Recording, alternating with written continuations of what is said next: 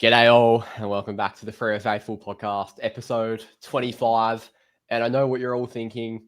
Why am I in a Freo jumper? Well, the number 7's on the back. It's really tight.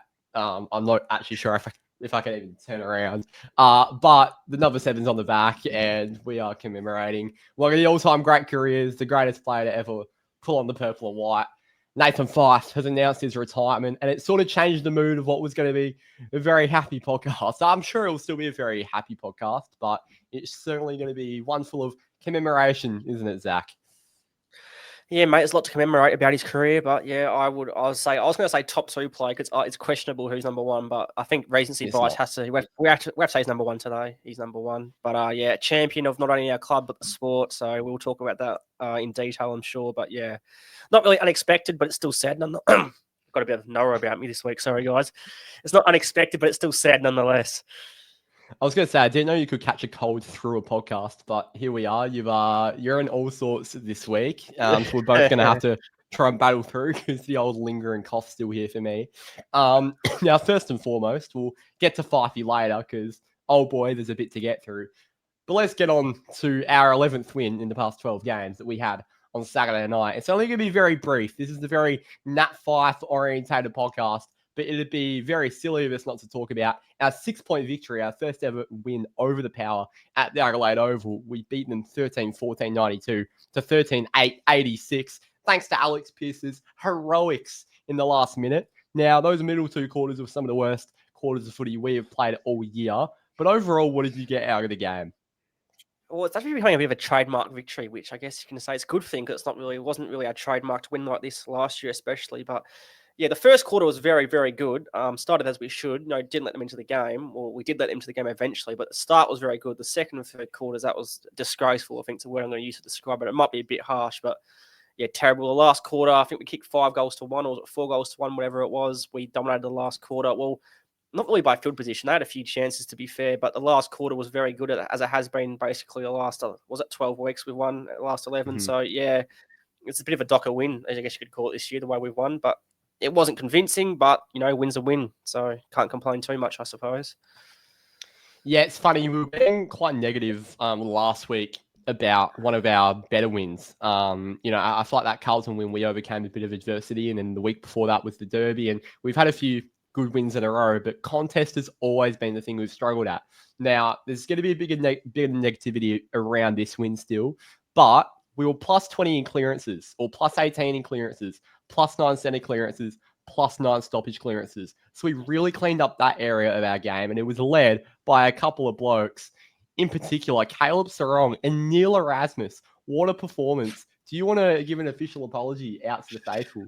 Yeah, look, well, last week I think the word I used was a bland footballer or something on those lines. And look, I'm happy to admit I was wrong. I was extremely wrong. That was the best game of his career. He played zero CBAs and a full-time wing, and I didn't even. If he played this game playing like a full-time mid-roll, I'd be like, fair enough. But playing on the wing, he's picked up 26 disposals at 85%, 12 contested, 6 intercepts, a goal assist, 6 score involvements, 6 clearances, 3 inside and rebound 50s, and he was massive in the last quarter. So Neil Erasmus, I am going to apologise because you proved me very wrong, and I'm glad to apologise for this, but that's his best game in the Dockers colours, and that's probably up to his value contract-wise, and maybe, hopefully not, trade-wise a lot, because that was, a great performance. And how he didn't get a coach's vote is ridiculous, but that's a whole different topic. But Erasmus was in our best 2 players, I reckon. Yeah, I'd agree. I thought Raz was fantastic. Is there any slight chance he gets pushed to the sub this week because we're playing Fyfey a full game? Do you think Fyfe plays a full game? I don't know, mate. Like, if he didn't retire today, I'd say probably no, he shouldn't be the sub again. But yeah, it does make it a bit tricky. I do not think Erasmus should be the sub, and I'll tell you who I think should be maybe instead later on. But no, I can't. You cannot give him. He's played his best game in his career. You cannot make him the sub. Nah, it can't go on. I was just sort of dishing up the hypothetical that it could maybe happen because it's not Fyfey's last game, but potentially his last ever game in Perth this Friday night. But no, you can't. He was so good around the contest, and it was nearly that. I don't know who to compare him to. It was like a reverse Ollie Dempsey because he didn't get forward too much, but like the defensive wing role he played, I think he led the team in intercepts. I think he had 6 intercepts, Neil Erasmus. He was absolutely brilliant. Going back with the flight, a lot of the time he was the last man in defence. So it's a big fan of that aspect of his game. But if we're talking midfielders, we have to get on to Caleb Serong because he's a bloke that we can very easily criticise, given how easily taggable he's been this season. But he's also a man that might be the favourite for the best and fairest. How good was Seba in dragging us over the line on Saturday night? Very good, mate. Very good. I think that was just a trademark strong game. Just did everything very well. Probably kicked his best goal of his career besides the derby when he kicked that goal that was the last quarter, I think. That was a massive goal in the moment of the game. The last quarter, once again, he's a bit of Isaiah Thomas for your basketball fans out there, the king of the fourth. 7 disposals. That goal wasn't in the last quarter. I'm telling you absolute nonsense. It was in the second quarter. The goal, 7 disposals in the last quarter. Yeah, it was. It was in the second quarter.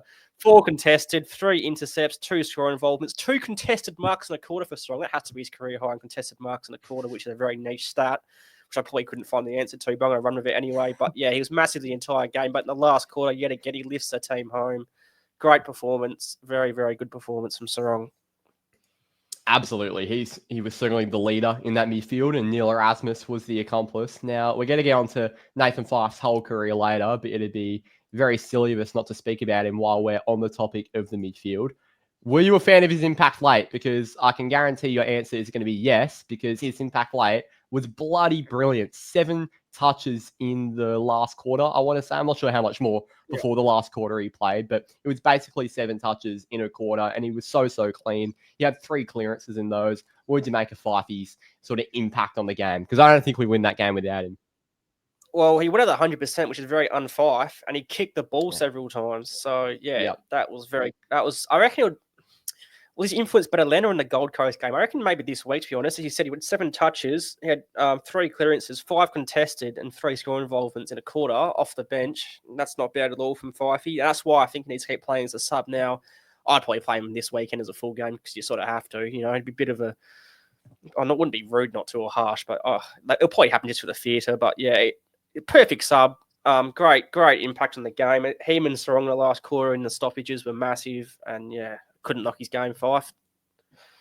Absolutely. And I think we should probably move on to the Twin Towers up front because we had 5 multiple goal kickers on the weekend. The Twin Towers, Alex Pearce and Carl Water, what an impact they made up forward. Unbelievable display from them both. Seriously, why is Carl Water continuously finding himself in a position to kick a goal, and he cannot hit the side of the barn door? It is incredible because I want to give a shout out to Carl. He was very defensively competent on the weekend. I thought he played a really good game behind the ball. But far out, have you ever seen a bloke less confident in front of goal? He was drafted as a midfielder, mind you. Like, he kicked goals for fun. I'm not sure what's up with him. It has to be between the ears. But yeah, he had 2 very easy shots at goal and missed them both. But, you know, I'm not going to bag him. He played a very good game besides from that. But Pearce's mark, that's Justin Longmire. I know it's been said a few times, but I'm repeating. It's literally identical, which is kind of scary.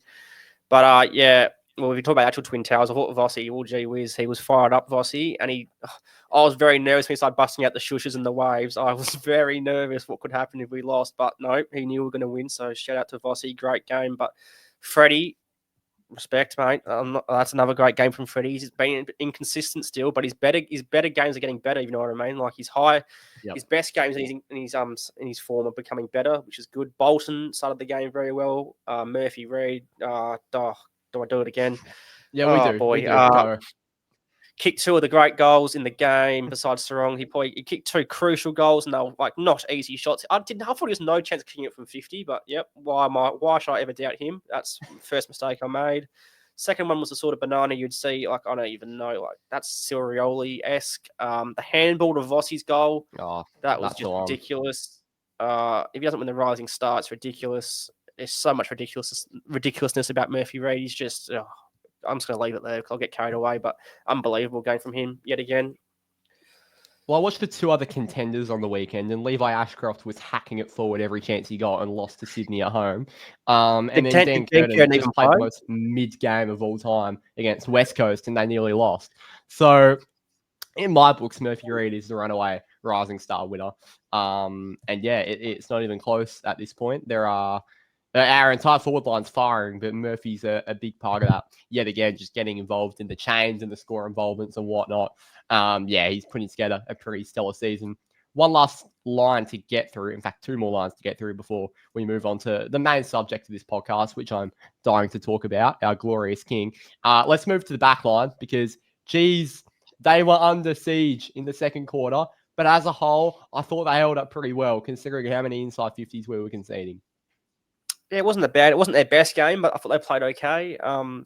Sorry, just talking about back lines, just want to mention it quickly. Aliir has probably played one of the best games I've seen from a key defender in that game, just quietly. But our back line, I thought they held up okay. As I said, it wasn't their best game, but there wasn't too many disgraceful clangers, which we are prone to out of the back line. But yeah, I think Pearce will improve for the run. Obviously, he was playing okay before that goal. That goal obviously makes his performance look like the second coming of Jesus. It does look like Jesus too. But I thought defensively he was actually not bad. And as I said, he can only get better off that game. Hopefully he's pulled up okay. Haven't heard otherwise yet. So touch wood, he plays again this week. But yeah, the back line I thought did their job, mate. It was solid. And I think they're consistent, the back line, holding their form well. How good was Sean Darcy's hit out late onto Caleb Sarong? How good was it into space? Our ruckman absolutely. I'm not going to say they tore Jordan Sweet a new one because I thought Jordan Sweet competed quite well. But geez, that Sean Darcy hit out late solidified why he was an All-Australian contender a few years ago, and he could maybe get back into those areas. What did you make of our ruck dogs? Because my God, they worked in tandem. They worked pretty well. I didn't think it was their best game. I thought Sweet, full credit to him. I thought he played okay, but around the ground, I thought we had the advantage. Jackson, again, serviceable. Oh, not serviceable. Very good game, I thought, Jackson. Around the ground, again, 23 disposals. But Darcy in the ruck, I thought he held his own well, and when the game was there to be won, he not only did that hit out to Sarong and almost, when he got the ball in the defensive 50, about 20 seconds to go, and stood there like the game had stopped. That literally was about to throw a remote at the TV, but he got rid of the ball and took about a 6-meter mark to win the game. So Darcy stood up in the last minutes, defensively and offensively. So, yeah, I thought it was a good game from the Rucks. Again, they're getting better every week, as you'd imagine. Who have we got this week? I don't know the Ruckman's name. Darcy Fort. So hopefully you can continue to dominate. Yeah, I don't know. Either way, we should win that battle again. But Sweet, I don't think... I know it's not a Port Adelaide podcast, but I thought he was pretty good, surprisingly. But yeah, Darcy and Jackson, no knock, mate. Very good around the ground. Yeah, I rate Jordan Sweet's a ruckman. He's competed well for a couple of years. He looked pretty promising at the Bulldogs, so I thought it was a good get a little while back from the Power, and yeah, he did compete quite well. Now, we should probably touch on the Brisbane game first and foremost before we move on, because I've got one more thing, sorry. I've got one more thing I wanted to talk about. So the second quarter this week, we conceded 8 goals. I looked back, I feel like in the last few games we've had one bad quarter. So this is out of the last 4 games we've played. So I took the derby out. So on the second quarter, we conceded 8 goals. They scored 13 in total. Versus Carlton, they scored 5 of their 10 goals in the first quarter. Against Collingwood, they scored 5 of their 11 goals in the second quarter.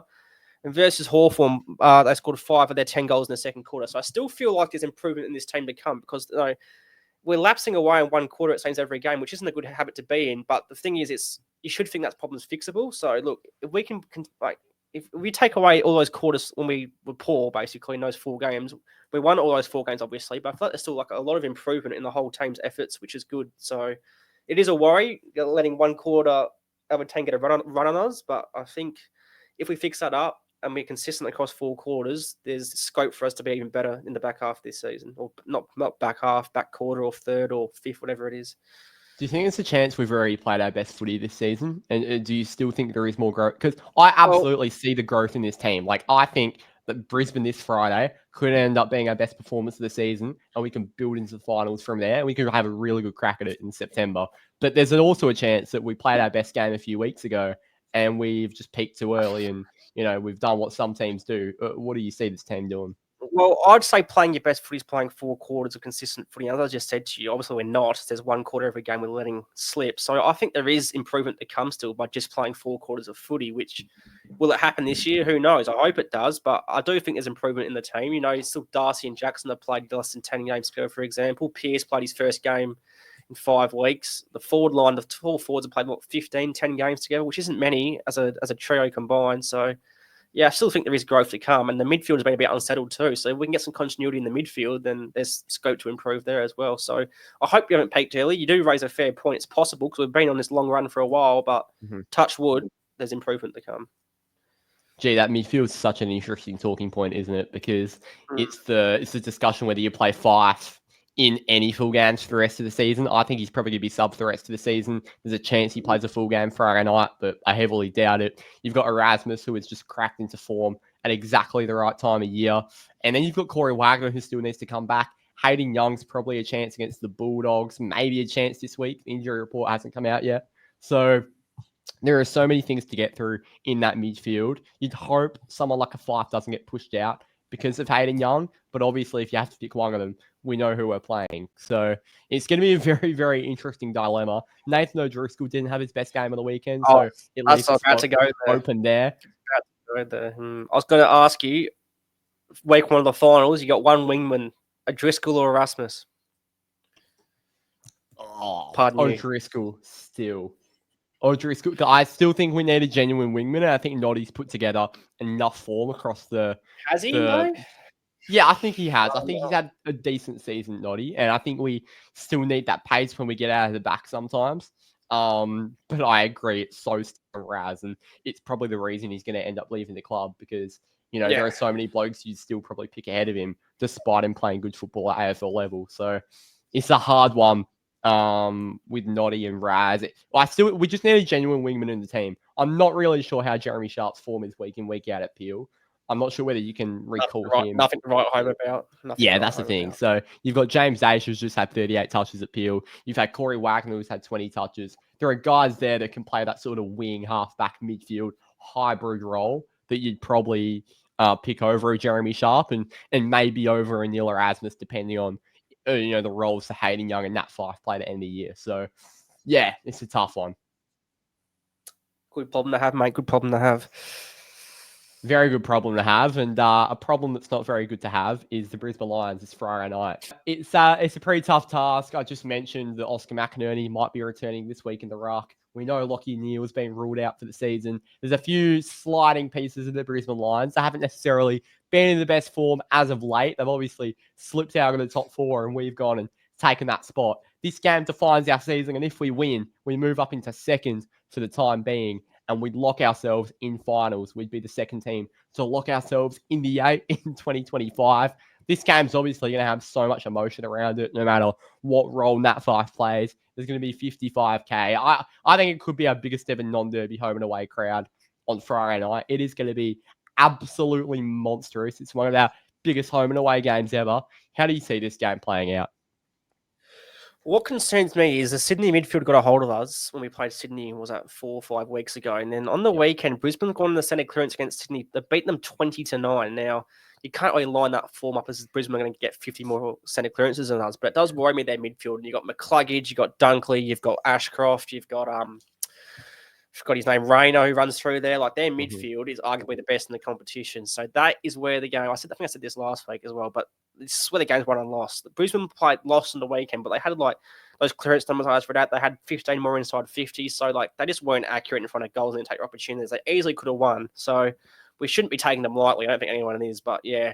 I think if Wagner's back in, I think he probably goes to McCluggage is my guess, if we're tagging. But I think as a whole, the midfield battle will be blockbuster, mate. Strong versus Dunkley will be an all-time battle. There's a battle we'll talk about soon in midfield battles from about 10 years ago. It won't be that level of midfield battle, but it should be a good showdown. But yeah, I'm really nervous, mate. They're a quality team, Brisbane. They're missing a few key players, but even regardless, their away form's been better than their home form this year. It's a massive game. And look, I can't say with any confidence what way the result will go, but I've just got to hope the emotion of the game and the fact we're at home, the fact we're in such good form can get us over the line. But yeah, it's a tough game. What a game for the neutrals, by the way. And shout out to Channel 7 who have taken on the St Kilda Essendon broadcast over Fremantle Brisbane. Incredible Friday night doubleheader coming up for the footy lovers. I think this midfield is going to be so interesting. I feel like good teams and just all teams in general struggle when they're missing their in and under grunt guy. And that's obviously what Lockie Neal is to the Brisbane Lions. And like we've got our Aaron Underground guy, and it feels like Caleb Strong's in for a big one. Last time he played the Brisbane Lions, he racked up a lazy 46 touches, round one last year. So obviously he's a little bit's changed. Brisbane have won a flag since then. They had a pretty poor start to last season, but Caleb knows how to find the ball against the Brisbane Lions, and it feels like without any hard tags that the Lions run, I feel like that's actually something we could maybe get on top with. I completely agree with the point you made with Wagner. I think he absolutely has to play if he can. It's good we've got some minutes in the legs into him at waffle level. He has to take Hugh McCluggage. That outside run and the skill he has on the inside is so crucial to how Brizzy play their best footy. And then the other matchups you've got to look at outside the midfield, because you've got a Logan Morris who is just hitting form at such a good time of year, but I can't quite figure out what he's good at, and I can't quite figure out who'd be a competent matchup for him. He's just like average at it's like above average at everything. Like he's not athletically talented, he's not quick, but he's just good at everything. Like so, I think it's a Cox matchup. Actually, play a bit like similar builds, like similar. Like, they look like just calm and confident. They got the ball, so it's probably a Cox matchup, I guess. But I think our defense is a lot stronger than their forward line. Like Charlie Cameron couldn't kick a bloody goal in the waffle at the moment. But they got real dangerous, like goal scoring mids and like high half forwards. Like you got Bailey, Rayner. Yeah. Those sorts of players do a lot of damage for them. So those are the key players locked down. So like the likes of Warner and maybe Banfield taking one each and just trying to limit their impact will be crucial. But yeah, mate, as I said, real 50-50 game. If you want to tip, I'd probably say the Dockers by 7 points. But yeah, it's a coin flip. Yeah, the Lions might be regaining Brandon Starcevich in the back line this week as well. So yeah, it's a huge game. I'll go Dockers by 5 points, but as you said, it's a coin flip. Like we're purely tipping Fremantle because we're Fremantle fans. So yeah, it's a game that completely defines our season, and I'm very nervous about it. But there'll be a bit of emotion around it, and that is because of Nathan Fyfe, as we mentioned at the start of the podcast. I'm sure that there wouldn't be anyone listening to this that isn't aware of the news. But in case you aren't aware, Nathan Fyfe announced his retirement, the greatest player to ever play for this club, full stop. Yes, Matthew Pavlich kicked 700 goals and whatnot, our longest serving captain. But this bloke put Fremantle on a map as a town. He put us on a map. He put the club on the map. He made us relevant. He's a dual Brownlow medalist, 3-time All-Australian captain, Freo Life member, Lee Matthews Trophy winner twice. I can go on and on, but the bloke has a CV that kids dream of growing up. Well, what were your instant sort of reactions to the news coming out? Because we obviously knew it was coming. Yeah. It's bittersweet no matter what. Oh, I wasn't really surprised, but it's still upsetting. Don't get me wrong. I was like, oh, geez, well, it actually happened. Like, it's sort of thing you go, oh, yeah, it's going to happen. But when it happens, you still feel a bit of shock and a bit of sadness, which is a normal reaction for anyone out there feeling a bit of a loser for being sad. That's completely normal, as I think I was sad, and I think you said you were as well. But yeah, I guess it's more just celebrate how lucky we were to have him play for our football club, rather be sad it's over. Like, as I said, everyone has known it's been coming, so hopefully people have been cherishing the fact he's been playing like last week, etc. And hopefully the next few weeks he continues to play, so we get just a few more memories of him playing for our team, mate. But yeah, as you ran through his accolade list, he's ticked basically all boxes bar the premiership, which who knows? I'm not going to make a ridiculous statement, but if the footy gods exist, then that may occur. But yeah, where do we start, mate? Just what a player.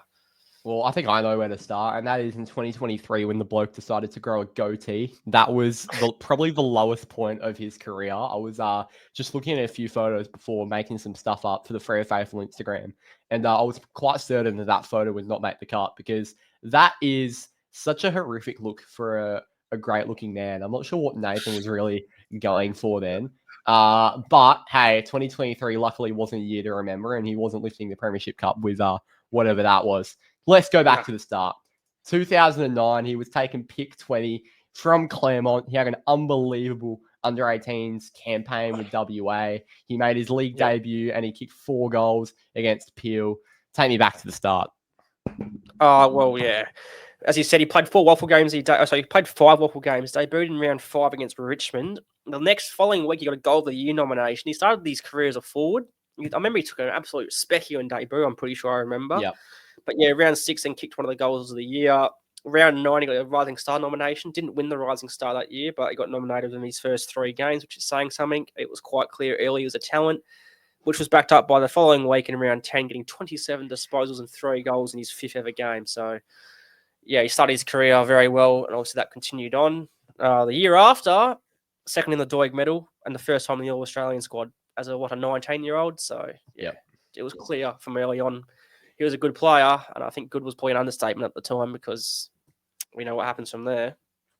Yeah, I mean, he was a ridiculous talent from early on, obviously. I'm not sure if you can remember the start of his career. I certainly can't.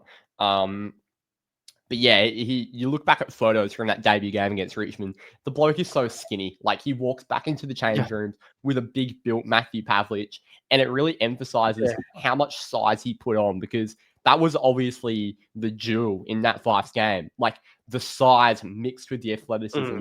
Nat Fyfe obviously wouldn't be the player that he's turned out to be without that size. And even what he's providing to us in 2025, it's purely down to the bulk he gives us, the size, and his ability to still break through players, even with limited confidence in the lower end of his body. He can still break through with that incredible core he's got. So you can't really imagine Nat Fyfe without that size he put on. And it quickly transitioned into a pretty bloody good early stage of his career. Obviously, winning the Doig medal in our grand final year, and he followed it up the year after with a win in the Lee Matthews Trophy, which is probably the most prestigious award in football.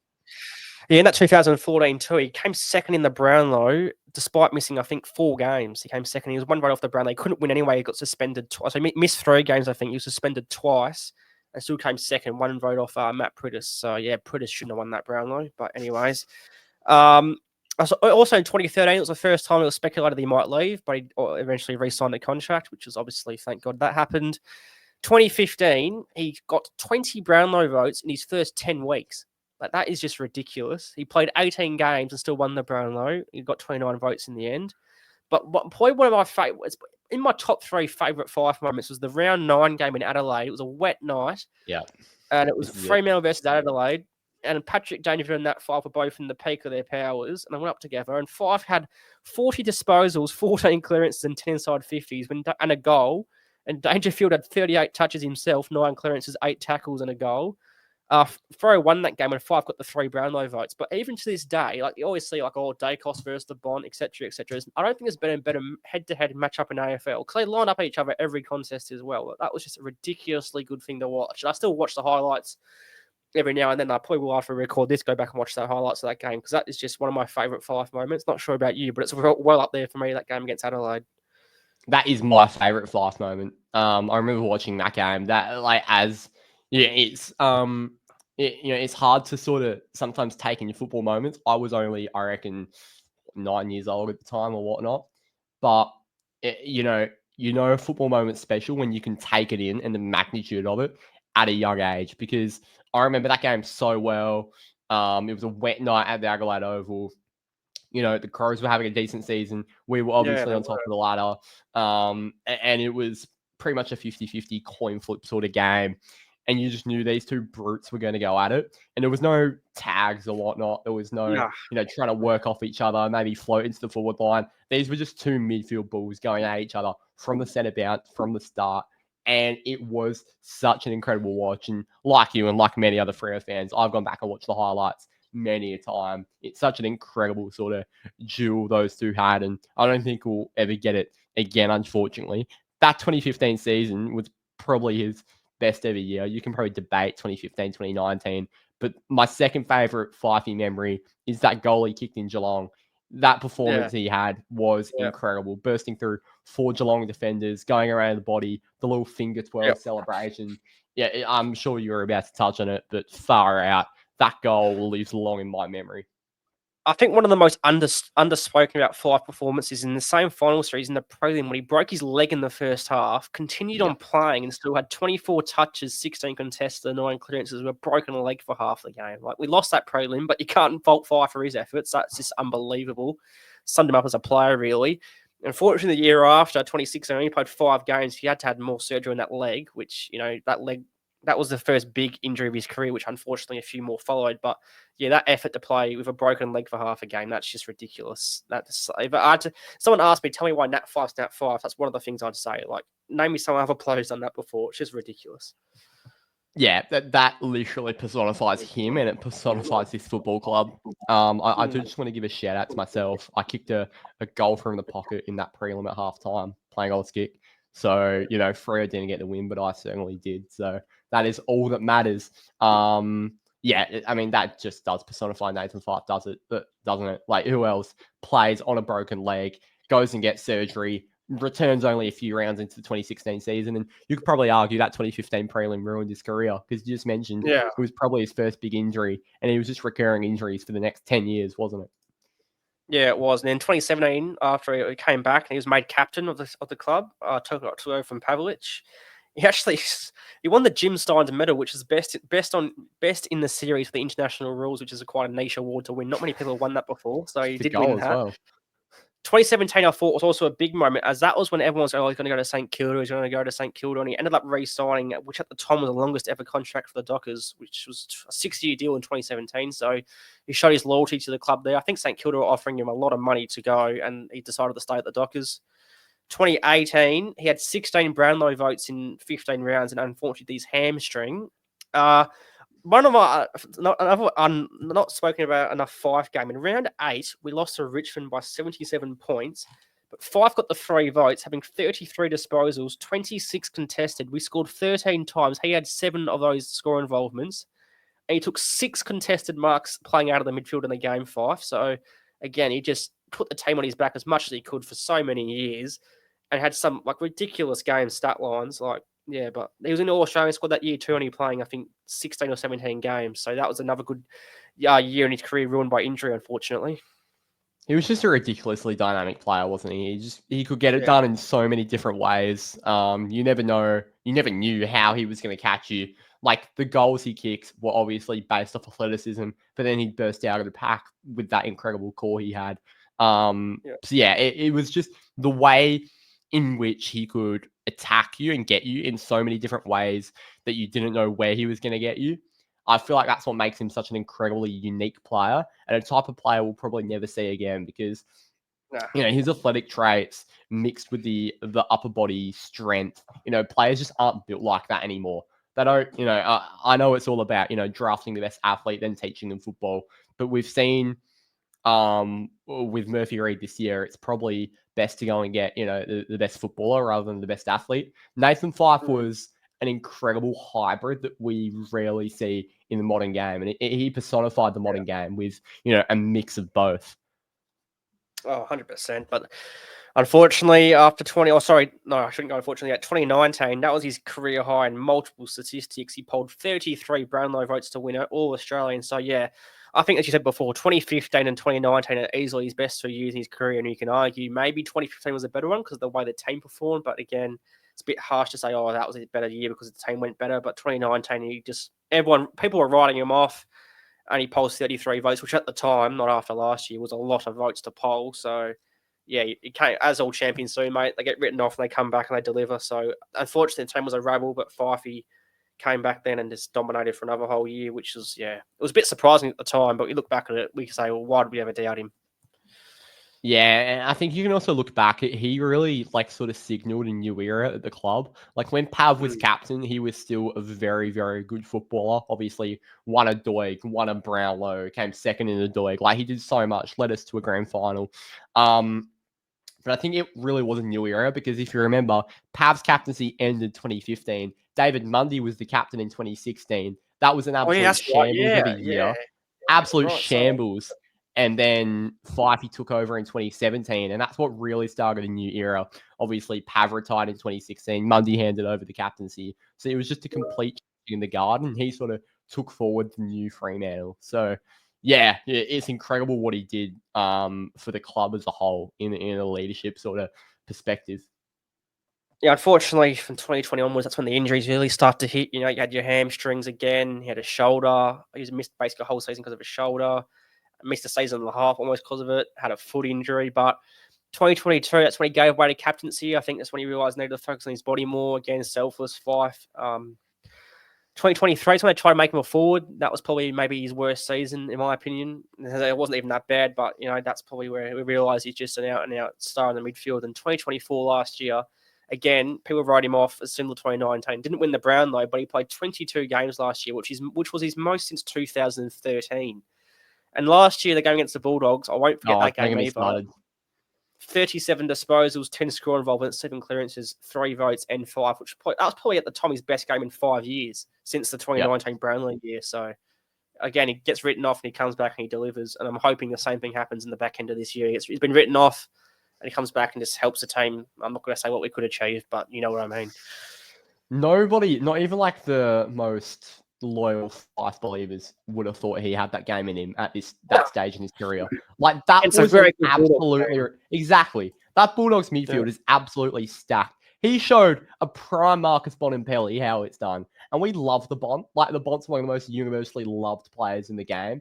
But Nathan Fyfe at 42 years of age just showed him how it was done. Like that was an absolutely incredible performance that will live long in my memory. And I reckon that's probably one of his favorite games of his career. And I think it was actually mentioned on a footy show today that game against Port on the weekend will be one of his favorite memories of his career because he fought back through so much adversity and he delivered a massive sort of role in what was a really memorable win. It could go a long way in what we achieve in 2025. Again, I'm not saying what we could achieve. You can work it out. So, yeah, I think Fyfey's going to really relish those types of memories. I think as fans, we should as well. Those games where he came back through so much adversity. He wasn't expected to do as well as he did, that Bulldogs game in particular, and even some of the impacts he's made this year, like Gold Coast away. I thought he did a similar thing. So, I think those are the sorts of games he'll relish.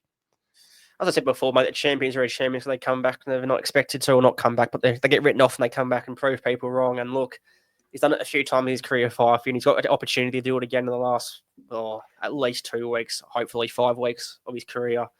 And if he does, then, I don't want to talk about winning a grand final, but can you just imagine if he came on in the grand final in the last quarter and did something heroic, mate? No, I'm not trying to sound like a fool. And if people want to give me shit for it, go for it. But it's hard not to think about it. Like, I just hope, no matter how this season finishes, that we let to see. I'm not complaining about his performance in the weekend, Fyfey, but I hope we see one real vintage Fyfe game, not just quarter, before the end of the. Are you aware of what game number it would be if he played in the grand final? 250.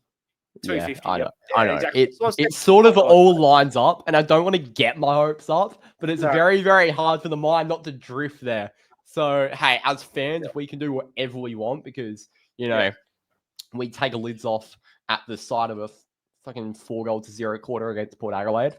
But that being said, I just hope the processes are very, very locked in. I hope it's a very normal environment down there at Freo at the moment, because I don't want any of these outside distractions. In fact, I hope these outside distractions are fueling them even more. And I hope we're just going to go out there and play our best footy for Fyfey on Friday against the Brisbane Lions.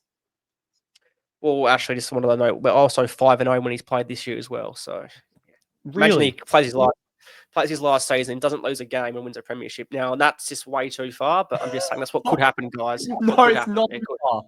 Oh my God, the lead is off. He's played the Gold Coast game, North Melbourne, Essendon, St Kilda on the weekend. Or he's actually played the St Kilda game, so he's 4-0 instead of 5-0. Or he didn't come on, but I think that actually counted on his official record. So unbelievable. He continues to make an impact this late in his career, and I think it was the perfect time to announce his retirement as well, because this is going to get the boys up and about. It's Monday deja vu. We knew what was in our mind in that Monday season. We were running on dopamine for the last 6 weeks of that season, just knowing that, do it for Dave, 6 more, 5 more, 4 more, we got knocked out. But we're a different team. We've got a bit more maturity about us this year. And this isn't about premierships or grand finals or whatnot. It's about giving it a red-hot crack for a legend that has given so much for this club in a time where he very easily, he was the best player in the comp. He very easily could have gone over to a big Vic club and gotten all the media plaudits. But he stuck it out, and he played a 16-year one-club career with the Fremantle Football Club, and he's gone down as our greatest ever player, and we thank him for that. Yeah, mate. Very well said. Nothing more I can really add to that. That's brilliantly said. Put his body on the line more than anyone else has ever done for our club. Just led by example, led with his actions. Faultless player. Despite what people say, just a champion, mate. That's one way to describe him. Just a champion, absolute champion. And there's no statue of a Docker or Eagles player outside Optus Stadium, but if there's ever one to be erected, he should be first on the list. Forget your bloody Josh Candies or your whoever's. It's Nat Fyfe. Yeah, absolutely. I think he deserves a statue, whether that's at Copenhagen or Optus Stadium. I think he deserves one somewhere. Will he be the tactical sub on Friday night? Head says yes, heart says no, but I think it would be the smart thing to do, but see how much adrenaline JL coaches with. So that will probably be the answer. Mate, I think the roar when he runs onto the ground. That will be palpable. Should be sub. Just for that reason. It'd be literally like, forget your Wolfie time. Just remember when 5 comes on the field, it will break the sound barrier. Brilliant point. I didn't think of that. time after a Fyfe goal in the last 5 minutes. Just Oh, I think Optus might actually blow up. I think it might skyrocket into a different stratosphere. Like, it might not be possible for it to be standing. But hey, we can only dream. Oh, I guess we're fans for a reason, mate. We dream for this sort of stuff, and we've laid out quite a few dreams tonight. So hopefully, at least one of them comes true, because all of them revolve around the premiership. So yeah, fingers crossed. We've dropped the P word far too many times, but that's okay. We're fans. I think that's a good note to end it on. Thank you, Fyfey. Thank you for everything you've done for this football club. Also, great win on the weekend from the boys. Good to get over the hump of that Port Adelaide sort of curse we've had. We're breaking all sorts of curses this season. So it's good to get another win on the board, 11 and 12. We're building very nicely, and there's going to be so much emotion heading into one of our biggest sort of home and away games ever. Now, it's very fitting. This is episode... The biggest. Yeah, exactly right. And it's very fitting. It's episode 25 of the podcast as well, because Alex Pearce just flew across and took an absolute screamer on the weekend to get us home. But it's also our captain of the podcast is back next week. You're back down to Peel, and I'd like to give a thank you for the 6-week service you've given us, and you've given us a good run of form. Like, I don't want to say you're the good luck charm, but we've lost one game in your tenure. So hey, Drews he's in trouble. Oh, well, mate, no, it's a pleasure, mate. It's glad to help you out. It's good to talk. Talking Dockers doesn't get much better than that, mate, especially a good bloke like yourself. But yeah, thanks for the opportunity. Thanks to you. Good to see Drewsy back next week. I'll definitely be listening, and hopefully you can keep up the Murphy Reid glaze, please. That's the one thing I asked for. Nah, mate. That's just a given with this podcast. I think from episode 1 we were glazing Murph. So that's a constant in this pod. Thank you all for listening and watching. Chuck us a like on YouTube, 5 stars on Spotify, do all the good stuff. There's a lot of Fyfey content, a lot of Brisbane content over on the Freo Faithful Instagram if you want to go have a gaze at that. Thank you all for listening. Up the Dockers. We'll see you next time.